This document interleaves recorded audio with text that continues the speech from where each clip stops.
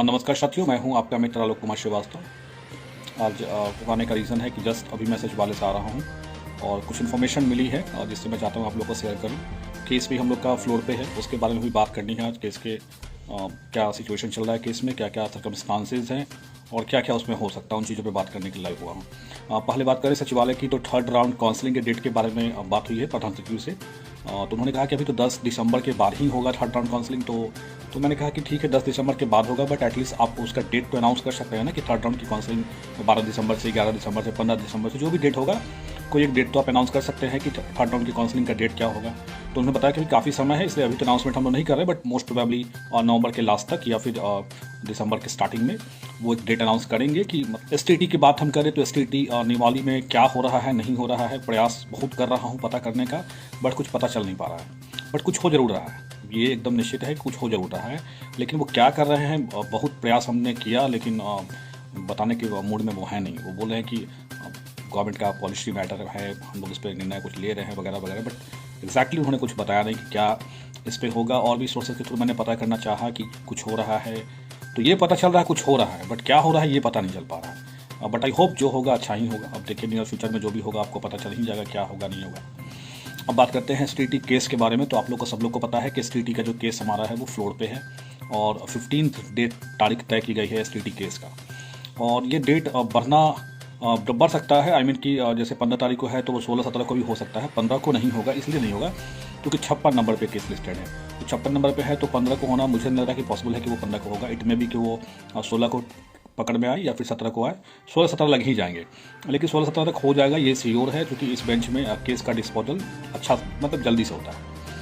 अब बात करें जो नया केस एक टैग हो गया हम लोग के साथ में, उससे क्या नुकसान और फ़ायदा हम लोग के लिए क्या फ़ायदेमंद है और क्या वो नुकसानदेह है। एक नया केस जो पंकज कुमार सिंह जी का था 17,143 परहैप्स नंबर है उनका CWSE, may be I am wrong, कुछ ऐसा हो सकता है कि मुझे याद नहीं आ रहा एग्जैक्ट केस नंबर कितना है, बट CWSE 1743 ही है शायद। तो खैर पंकज कुमार सिंह वाला जो केस हम लोग के साथ जो टैग कराया गया कि हमारी जो केसेस है वो टैग कराया गया, जबकि नेचर हम लोग का दोनों केसेस का डिफरेंट नेचर है। हम लोग जो मांग कर रहे हैं वो क्लॉज 2 और क्लॉज 12 को फॉलो करने की बात कर रहे हैं, और उनके केस में क्लॉज 2 और क्लॉज 12 को हटाने की बात हो रही है। तो केसेस दोनों डिफरेंट है। अब देखना है कि सरकार का क्या स्टैंड होता है। हम लोग का जो स्टैंड है वो ये है कि क्लॉज 2 और क्लॉज 12 ये STT एग्ज़ाम का क्लॉज है, और इस क्लॉज को गवर्नमेंट ने खुद एडवर्टाइज़ किया है। 4 बार एग्ज़ाम को कंडक्शन कराया गया है। एक बार एग्ज़ाम कैंसिल होकर फिर दोबारा एग्ज़ाम हुई है, और उसमें भी जो दोबारा एग्ज़ाम हुई है वो भी दो बार हुआ था, जो कि कुछ लोगों का एग्ज़ाम फिर से दोबारा कंडक्ट कराया था। यानी ओवरऑल कंडक्शन 4 बार हुआ है, बट एग्ज़ाम 2 टाइम्स हुए हैं, या एक बार कैंसिलेशन हुआ है फिर दोबारा एग्ज़ाम हुआ है। तो इन सारी चीज़ों को लेकर हम लोग आगे बढ़ रहे हैं कि ऐसा हुआ है।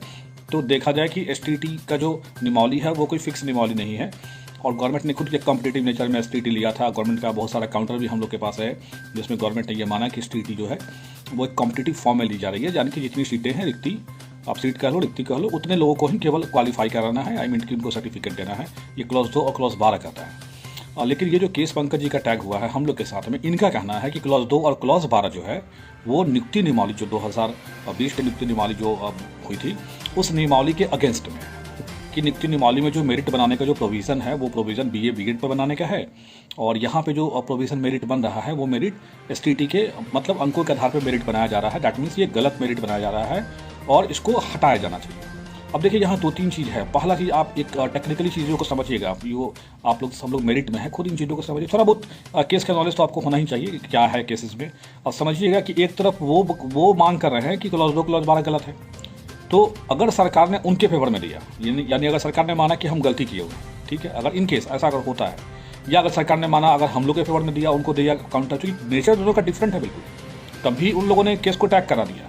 लेकिन वो समझ रहे हैं कि ये चालाकी कर रहे हैं कि एक ही साथ में डायरेक्ट जो भी होना होगा हो जाएगा। ये अच्छी बात है, जो भी होगा डू एंड डाई तो वहाँ हो जाएगा। बट यहाँ समझिएगा क्लॉज 2 क्लॉज 12 पे हम लोग मेनली लड़ रहे हैं, और ये लोग डिमांड कर रहे हैं क्लॉज 2 क्लॉज 12 नियुक्ति नियमावली के अगेंस्ट में इसको रद्द किया जाए। ठीक, अब तो हम लोग उस केस में इंटरवेन भी करना पड़ेगा। इसके लिए मैंने बोला भी था, क्योंकि हमें इंटरवेन करना है उस केस में, क्योंकि क्लॉज 2 और क्लॉज 12 पे ही हमारी लड़ाई है। हमारी जब भी लड़ाई चाहे जितनी भी आगे जाए, लेकिन ये क्लॉज 2 और क्लॉज 12 को लेकर ही है। ये विज्ञापन का क्लॉज 2 और क्लॉज 12 वो क्या कह रहा है, और एग्जाम का कंडक्शन जो है 2 टाइम्स हुए हैं, इसको लेके हम लोग का है। तो क्लॉज 2 क्लॉज 12 को गलत ठहरा रहे हैं। Once we participated in the game, आप गेम में पार्टिसिपेट कर जाते हैं, उसके बाद आप गेम के रूल को चैलेंज नहीं कर सकते।